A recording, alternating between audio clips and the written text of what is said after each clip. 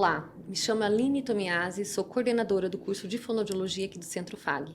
E hoje estamos mais um Fono em Pauta e vamos falar sobre perda auditiva induzida por nível de pressão sonora elevado e protetores auditivos. E para falar desse tema tão importante, nós estamos com nossas acadêmicas do curso aqui. Bem-vinda, meninas! Obrigada, prof. Então, vamos lá. Eu queria saber de vocês o que é exatamente a PAIMPSE, que é a perda auditiva induzida por nível de pressão sonora elevado. O que é isso? O que é essa doença auditiva? Boa noite, meninas. Boa noite, prof. Tudo bem? Então, vou falar sobre a PAIMPSE, né? O que seria a famosa PAIMPSE? A PAIMPSE, como você já disse, é a perda auditiva induzida por níveis de pressão sonora elevados. É um problema bastante comum nos ambientes de trabalho, principalmente nas áreas industriais, de construção civil e naqueles trabalhos onde os trabalhadores eles ficam expostos a ruídos muito intensos por um período prolongado, né? Especificamente da audição, o que é a PAIMPSE? No caso, principalmente as células sensoriais que fazem parte do ouvido interno, né, que são responsáveis pela audição.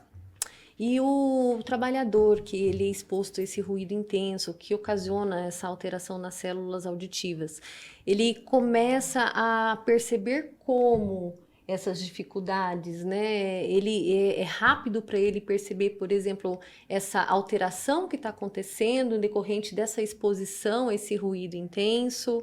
Não, como que funciona isso? Essa perda, ela é gradativa, então muitos trabalhadores não percebem ela até que o problema já esteja muito agravado. Os principais sintomas incluem zumbido no ouvido, dificuldade de compreender conversas em ambientes com muito barulho, necessidade de aumentar o volume de aparelhos como televisão, rádio.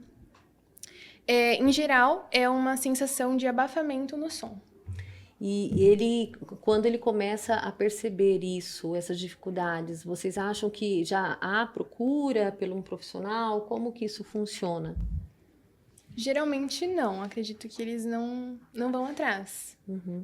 E nesses locais que tem bastante barulho, como ruído, que a Maria até explicou, né? Esse barulho intenso, existe, por exemplo, uma legislação que determina, por exemplo, que os profissionais como fonoaudiólogos, por exemplo, tem que estar dentro desse ambiente, exatamente para fazer esse controle. E como que funciona isto? A gente tem hoje a NR15, que é a norma regulamentadora, que ela estabelece níveis de ruído para trabalhadores que ficam expostos até 8 horas. Né? Esse nível é de até 85 decibéis. Acima disso, então, os empregadores, os donos de empresa, indústrias, enfim, eles precisam ou disponibilizar para os trabalhadores, para os seus funcionários, né, desde protetores auditivos ou tentar abafadores, né, abafar o som desses espaços, né, a gente fala abafamento acústico, né, são ambientes preparados. Sim, eu acho que vocês trouxeram uma foto aí, né, meninas, da questão do ruído, né, do impacto que o ruído ocasiona na audição. E muitas vezes, assim como vocês já mencionaram, que passa muito despercebido, e uma vez que essa célula é lesionada, a gente sabe, você mencionou, que é irreversível, então o trabalhador ele vai ter essa deficiência auditiva, se trata de uma deficiência auditiva que muitas vezes se percebe só a longo prazo. E com esses programas que o fonoaudiólogo poderia, né, meninas, estar trabalhando, isso daí, de repente, poderia ser minimizado. E conta mais um pouco para mim sobre essa questão da prevenção. Então, o fonoaudiólogo ele está dentro das indústrias, ele trabalha, o que ele faz exatamente dentro das indústrias, né? Qual que é a ação que ele vai estar realizando dentro desses programas de conservação auditiva? Eu acredito que orientar sobre o uso das EPIs ou dos protetores auditivos é um papel que o fonoaudiólogo precisa exercer dentro dessas empresas. E sobre os protetores auditivos, a gente tem os de inserção e os de concha. Isso, vocês trouxeram uma Trouxemos foto, né? A foto. Os de inserção são os menores e eles servem para... são indicados para ambientes com ruídos menos intensos. E os de concha para ruídos mais intensos. Certo. E o fonoaudiólogo, além dessa questão, desse apoio, né, nessa questão dos usos do equipamento de proteção, ele faz mais o que nesses programas de conservação auditiva dentro das indústrias? Ele faz o acompanhamento auditivo? Como que funciona? esse trabalhador, ele precisa, por exemplo, passar por exames periódicos? Como que acontece? Eu acredito que uma triagem, né? A partir do momento que entende-se que ele ficou exposto acima dos 85 decibéis por um longo tempo. Então, né? uma medida importante hoje é o uso, além da questão dos exames auditivos, é a questão do uso dos equipamentos de proteção intensiva, que é bastante mencionado dentro das indústrias, né? E a gente geralmente vê os trabalhadores, né? E será que eles usam, assim, de forma adequada? Né?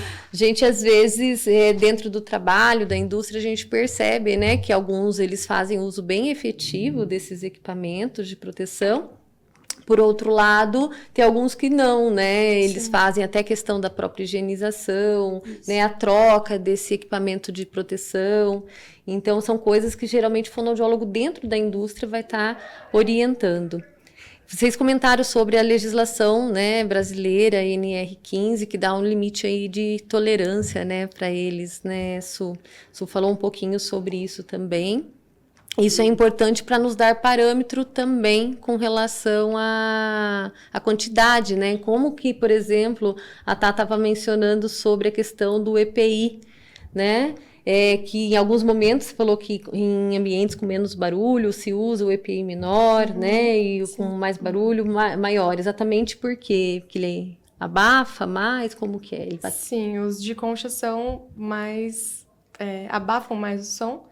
E os de inserção têm uma efetividade um pouco menor.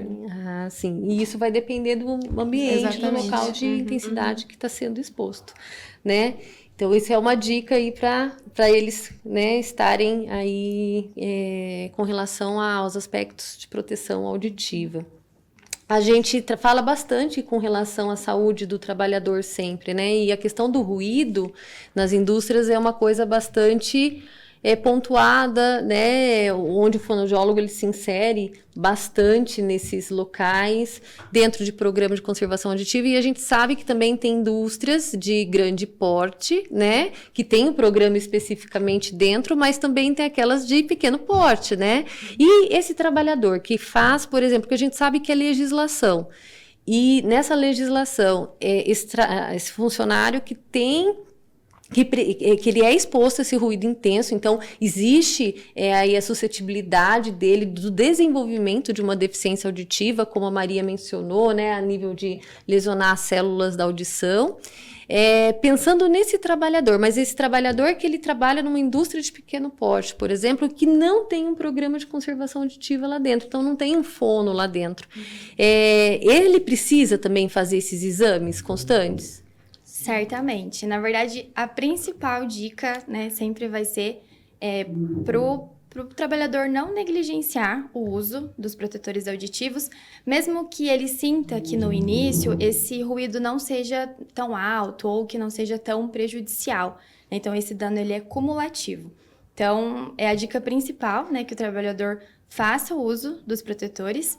E também é indicado que sempre se faça exames audiológicos, né? Regularmente, sempre. Então, sempre que tiver exposição ao ruído, fazer o uso do protetor e fazer os exames de acompanhamento audiológico mesmo. E geralmente tem clínicas, né, conveniadas, Sim, né, da verdade. parte da medicina ocupacional, né, que se pensa em todos os aspectos. E o fono também está inserido dentro desses locais também, né? Então, não é só dentro da indústria especificamente, mas dentro das clínicas ocupacionais, trabalhando nesse monitoramento da audição, uma vez para não desenvolver essa perda auditiva que para nós, né, o impacto é muito grande, né? As pessoas não têm a dimensão do impacto da deficiência auditiva, mas uma vez que ela ocorre, daí que vai perceber das dificuldades, como vocês já mencionaram, né? A Ali mencionou a questão da dificuldade de compreensão, do zumbido, tem a irritabilidade também aos sons, e daí só sentindo, tendo essa sensação que o trabalhador vai começar a perceber mesmo, né, a necessidade.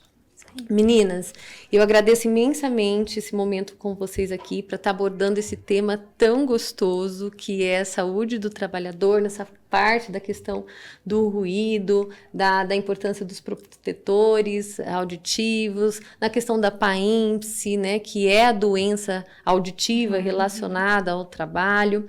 Eu fico muito feliz nessa discussão. Meu muito obrigada, tá? Muito bem. Mais uma vez, estamos no episódio aqui do Fone em Pauta, falando dessa temática super importante, que é a questão da PAIMPSE e os protetores auditivos. Quer saber mais sobre esse assunto? Entre em contato conosco. Muito obrigada.